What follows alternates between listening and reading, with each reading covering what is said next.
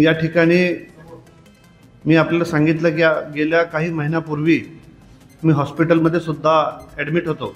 हे ॲडमिट असताना सुद्धा मला काही महिने डॉक्टरने सुद्धा सांगितलं की आपण थोडंसं आपल्या प्रकृतीकडे लक्ष द्यावे आणि या कारणास्तव मी हा राजीनामा त्या ठिकाणी देऊन राहिलो.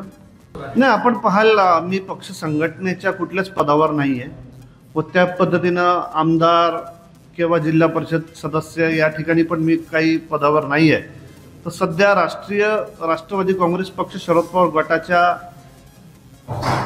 या सदस्यपदाचा राजीनामा, सक्रिय सदस्यपदाचा राजीनामा त्या ठिकाणी देण्याचं मी काही काळासाठी त्या ठिकाणी ठरवलं आहे. पण आज तरी मी सक्रिय सहभाग या पक्षासाठी देऊ शकत नाही की जेवढा माझ्याकडनं झालं तेवढं मी त्या ठिकाणी फिरायचा किंवा आपलं शारीरिक योगदान असेल, सगळ्या गोष्टीचं योगदान करायचा प्रयत्न त्या ठिकाणी जेवढं झालं तेवढं माझ्या चांगल्या उमेदवारांसाठी त्या ठिकाणी करील.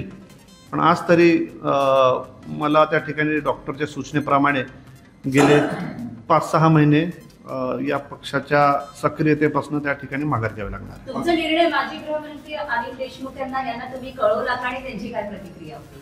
त्यांची प्रतिक्रिया आपण त्यांना विचारू शकता. मी 45 इयर्सचा आहे, मला स्वतःचा निर्णय घेण्याचा त्या ठिकाणी अधिकार आहे.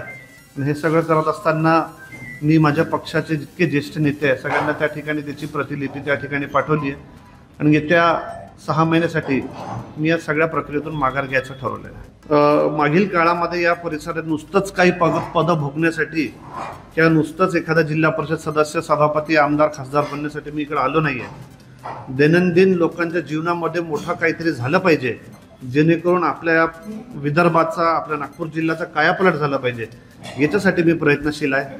कारण की पदं मिळणं, पदं येणं, पदं जाणं ही एक नॉर्मल प्रोसिजर आहे. सत्ता नेहमीच कोणाकडे नसते, हा अल्टीपल्टी त्या ठिकाणी होत असते. पण आपल्या भागामध्ये चांगलं काय होऊ शकतं याच्यासाठी प्रयत्न करणारा मी एक कार्यकर्ता आहे आणि त्याच्यासाठी मी त्या ठिकाणी सातत्यानं प्रयत्न केलं आणि मला त्याच्यामध्ये बरेच ठिकाणी यश आलं.